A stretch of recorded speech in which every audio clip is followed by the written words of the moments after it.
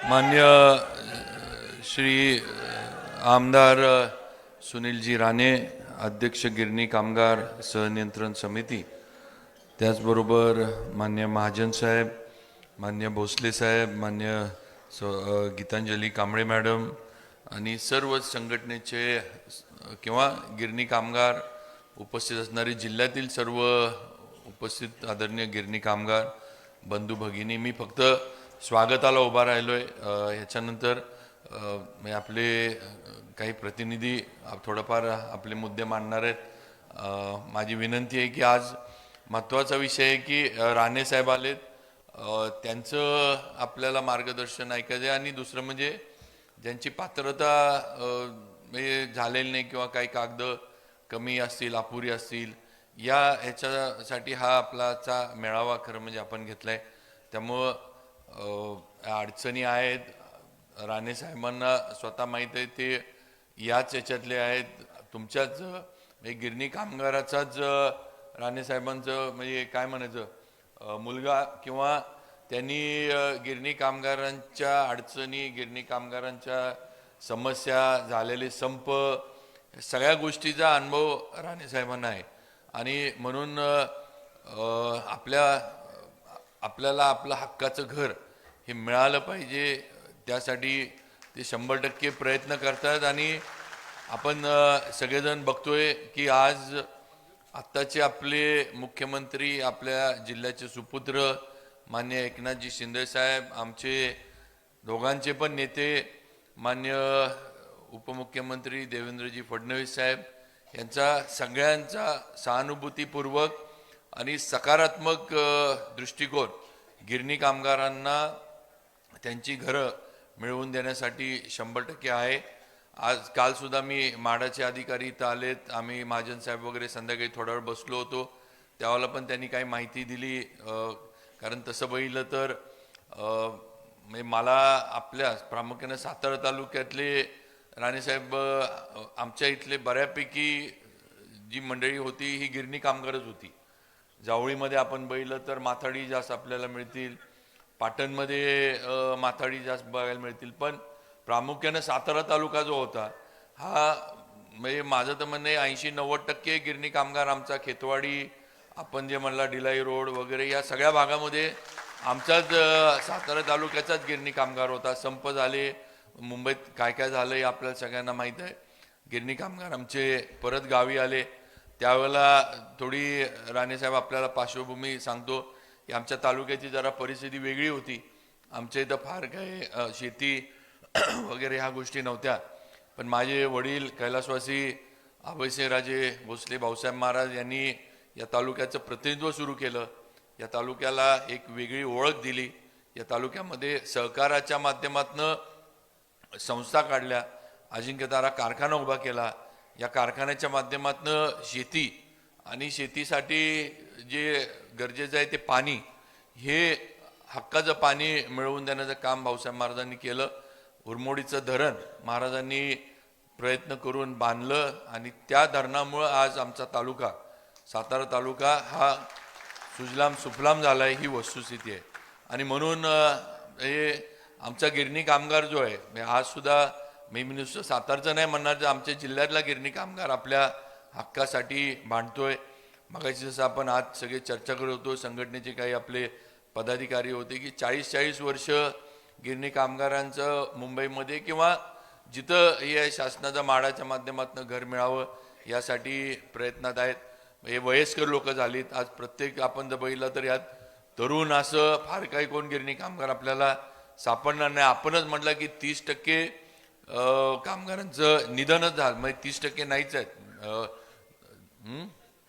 नाही आता तुमच्याकडे पण राणे साहेबांचे आणि त्यांचं हे तर अशी एकंदर परिस्थिती आहे. पण आज राणे साहेबांच्या ह्याच्यामुळं म्हणजे मी पण या ह्याच्यामध्ये मी का आलो हे पण आपल्या मागच्या अधिवेशनामध्ये राणे साहेबांनी प्रश्न उभा केला होता विधानसभेमध्ये, आणि त्यावेळेला उपमुख्यमंत्र्यांनी मला वाटतं उत्तर दिलं होतं, मुख्यमंत्री उपमुख्यमंत्र्यांनी. आणि त्यावेळेला मी जाऊन उपमुख्यमंत्र्यांना विनंती केली की साहेब, मला राणे साहेबांच्या या कमिटीमध्ये किंवा त्यांच्या समितीमध्ये मला घाला. माझ्या इथला गिरणी कामगार आहे आणि मला काही याच्यामध्ये जर योग्य न्याय माझ्या इथल्या यांना मिळवून देता आला तर मला त्यासाठी काम करायचं आहे. कारण माझ्या इथले बरेच गिरणी कामगार माझ्या मतदारसंघातले आहेत. आज ती संधी मला मिळाली. आज काही थोडेफार प्रश्न आहेत आपल्या पुढं. तारखेचा विषय आहे 14 जानेवारी ही तारीख काही केली आहे, पण त्याच्याबद्दल राणेसाहेब सांगतीलच. आमची विनंती आहे राणेसाहेब की ती तारीख आपल्या माध्यमातून थोडीफार पुढं जी आहे ती वाढवली जावी. म्हणजे जे अपात्र होतात किंवा ज्यांच्याकडे काही कागदपत्र नसतील, पण आपण सुद्धा गिरणी कामगारांनी एक लक्षात घेतलं पाहिजे. मागाशी जे राणेसाहेब म्हटले की कधी ना कधी आपल्याला कट ऑफ किंवा तारीख आपल्याला फायनल करायला लागणार आहे. त्याशिवाय लॉटरी जी आहे म्हाडाची ती सुरू होणार नाही. आणि मग जे पात्र गिरणी कामगार झालेत त्या पात्र गिरणी कामगारांना त्या लॉटरीच्या माध्यमातून त्यांची घरं ही मिळणार नाही. जेवढं आपण पुढं नेऊ तेवढं हे सगळं जे आहे हे थोडं पुढं जात राहणार आहे. आणि जे काही अपात्र होत आहेत किंवा काही लोकांकडं कागदपत्र नाहीत त्यासाठी पण राणेसाहेब सांगिततील त्याच्यावर पण त्यांनी उपाय काढलाय की प्रॉव्हिडंट फंडचे जे आपले कमिशनर आहेत त्यांच्याकडनं आपल्याला प्रॉव्हिडंट फंडच्या ह्याच्या माध्यमातून जे काही त्यांचं सर्टिफिकेट आहे ते उपलब्ध करून देण्याचं नियोजन राणेसाहेब थोड्या दिवसामध्ये करतात. त्यासाठी त्यांचे लेबर विभागाचे अधिकारी, प्रॉव्हिडंट फंड विभागाचे, म्हाडाचा एक अधिकारी, अशा पद्धतीनं म्हणजे ज्यांच्याकडे काहीच नाही आहे, ज्यांच्याकडे कागदपत्रच नाही आहेत, तर अशा पद्धतीनं एक मार्ग त्यांनी त्या बाबतीत काढलाय.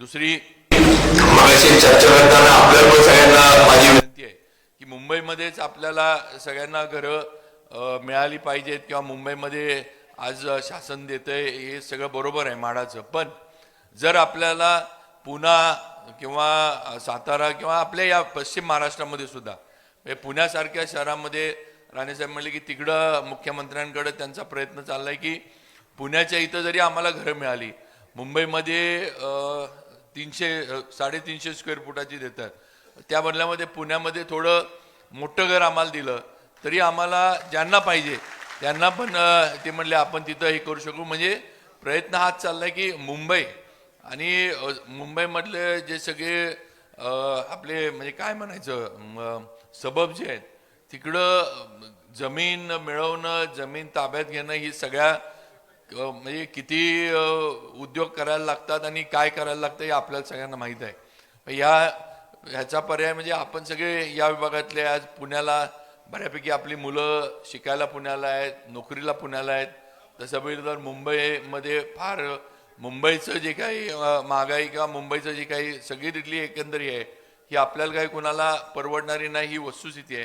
त्यामुळं राणे साहेबांना मी ती पण विनंती करतो की पुण्याच्या परिसरामध्ये जरी आम्हाला म्हणजे ज्यांना पुण्याला हे पाहिजे त्यांना तिकडं जर म्हाडाच्या माध्यमातून घरं आपल्या माध्यमातून मिळून दिली, नवी मुंबई आहे, वाशी आहे, अशा अनेक पर्याय आपण दिले किंवा जिकडं आपल्याला घरं मोठ्या प्रमाणावर उपलब्ध होऊ शकतील.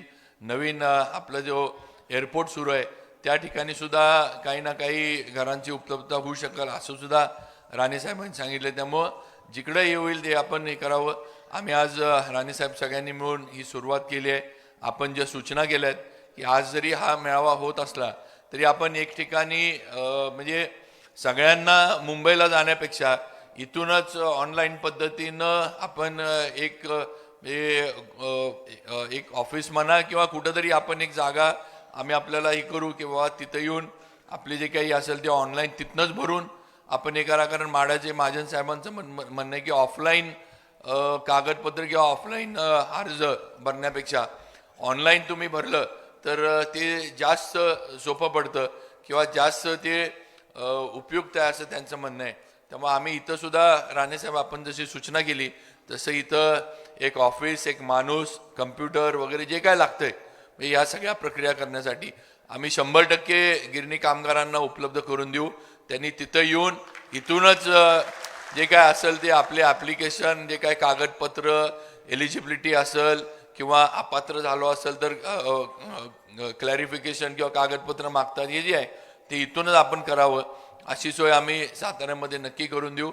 लवकरच राणे साहेबांच्या बरोबर मी आपले आबिटकर कोल्हापूरचे आमदार आम्ही मुख्यमंत्र्यांना भेटणार आहे. काही इतर पण विषय आहेत त्या बाबतीत आम्ही त्यांच्याबरोबर भेटून नक्कीच मुख्यमंत्र्यांना पण आणि फडणवीस साहेबांना पण आम्ही विनंती करू की म्हणजे आपल्या बाबतीमध्ये अजून सकारात्मक निर्णय व्हावा. काही अटी शिथिल करता आल्या शासनाच्या माध्यमातून तर ते सुद्धा बघू. आणि कुठेतरी मागाशी मी म्हटलं की एक कुठंतरी कट ऑफ डेट जी आहे ती सगळ्यांच्या माध्यमातून आपण लावली पाहिजे, म्हणजे प्रक्रिया सुरू होईल. आज तारीख पुढं जर आपण नेत गेलो तर लॉटरीची प्रक्रिया होणार नाही आणि कुणालाच म्हणजे आज 40 वर्ष आपण जे आपण सांगतो की 40 वर्ष आपण प्रयत्न करतोय, घरं अजून मिळू शकलेले नाहीत, पण कुठंतरी ह्याची सुरुवात होईल. आणि राणे साहेबांना माझी विनंती की याच्यानंतर जर कुणी अपात्र राहिली किंवा कुणाचे अर्ज असले तर त्या बाबतीमध्ये राणे साहेबांनी मुख्यमंत्री वगैरे शासनाशी, म्हणजे मुख्यमंत्री वगैरे असं नाही पण शासनाचे करून नंतर जे कोणी राहतील, समजा कोण राहिलेच किंवा ह्याच्यातनं आता वारसांचा विषय मागाशी चर्चा झाला किंवा वारसांचं जे आहे ते काही ठिकाणी अजून हे झालेलं नाही आहे, त्यांना म्हणजे अर्जच त्यांना त्यावेळेला मिळाला नव्हता किंवा अशा ज्या गोष्टी आहेत ह्या नंतरच्या ह्याच्यामध्ये शासनाकडे आपण त्याचा पाठपुरावा करू. त्यासाठी जे काही आपल्याला त्यांच्यापर्यंत जायला लागेल ते आपण करू. अशा पद्धतीनं राणेसाहेब आपल्या माध्यमातून पुढचंही व्हावं अशी मी आपल्याला विनंती करतो. आणि गिरणी कामगारांनी पण या गोष्टीला सहमती द्यावी ही माझी आपल्या सर्वांना विनंती आहे. आमचा सगळ्यांचा प्रामाणिक प्रयत्न आहे की तुम्हाला कुठंही कुठलीही फसवेगिरी, कुठलीही जे काही एजंट लोक जे काही चुकीच्या गोष्टी पण काही होतात ह्या कुठेही न होता तुम्हाला तुमचं हक्काचं घर हे लवकरात लवकर मिळालं पाहिजे, हा आमचा सगळ्यांचा प्रामाणिक प्रयत्न आहे. मी, राणे साहेब आणि आपले आबिटकर साहेब, आमचा हाच प्रयत्न आहे की तुम्हाला हक्काचं तुमचं मिळालं पाहिजे.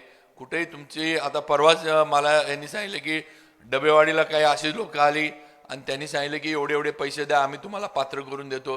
तर या असल्या फसवी पैसे विषय राणे साहेबांनी पण आता सांगितलं की पैसे जिथं मागितले जातात तिथं खोटं काम चालू आहे म्हणून. म्हणजे त्यांच्या अशा लोकांच्या नादाला किंवा अशा चुकीच्याला आपण पण कोणी बळी पडू नका ही माझी आपल्याला विनंती आहे. आणि असं जर आपल्याला कुठं काही जाणवलं की असं जर कोण काही मिळावा किंवा कोण काय आपल्याला बोलवत आहे तर आमच्याशी संपर्क साधा.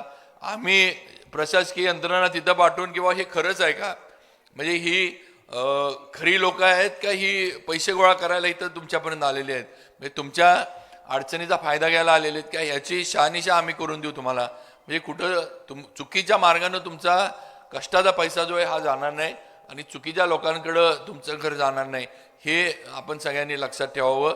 मी जास्त वेळ घेत नाही कारण पुढचं आपल्याला म्हणजे बाहेर ऑनलाईन बाकीच्या प्रक्रिया तुमच्या ज्या काही राहिल्यात त्या तुम्हाला करायच्यात. मी राणे साहेबांचं साताऱ्यामध्ये परत एकदा स्वागत करतो. माडाचे महाजन साहेब वगैरे सगळे आले त्यांचं स्वागत करतो आणि माझे 2 शब्द थांबवतो. याच्यानंतर आपले संघटनेचे 1-2 जणच बोलणार आहेत पण त्यांना पण माझी विनंती आहे की थोडक्यात आपले जे काही प्रश्न किंवा जे आपल्या अडचणी आहेत त्या इथं मांडाव्यात, म्हणजे राणे साहेबांना पुढचंही करता येईल. आणि महत्त्वाचं म्हणजे आपली बाकीची जी प्रक्रिया आहे ती आपल्याला पुढं सुरू करता येईल. नुसतंच भाषण आणि नुसतंच ह्याच्यावरनं काय होणार नाही. जी आपल्याला प्रक्रिया करायची ती प्रक्रिया पण पात्रतेची जे काय ऑनलाईन अजून कोणाचे फॉर्म भरायचे आहेत काय असेल ती आपल्याला सगळी सुरू करता येईल एवढी माझी विनंती आहे. परत एकदा सर्व माझ्या सातारा जिल्ह्यातील गिरणी कामगारांचं, सगळ्या माझ्या इथं असणाऱ्या माता भगिनींचं मनापासून मी स्वागत करतो. आमच्याकडनं जेवढं शक्य आहे ते आम्ही केलं आहे. आता ह्याच्यामध्ये अगदीच काय सगळे नसेल पण राणेसाहेब जेवढं सगळ्या आमच्या यांचं म्हणजे नाश्ता जेवण वगैरे म्हणजे लांबनं आली, अशी काही सगळी साताऱ्यातच आलेली नाहीत.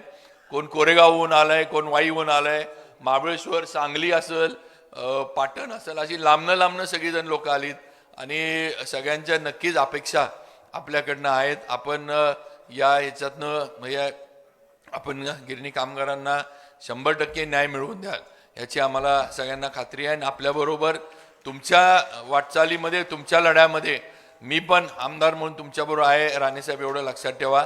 त्यामुळे तुम्ही जिथं गिरणी कामगारांच्या प्रश्नासाठी जिथं तुम्ही बोलवाल तुमच्याबरोबर उभा राहायला 100% या सर्वांचा प्रतिनिधी म्हणून मी आपल्याबरोबर असेन.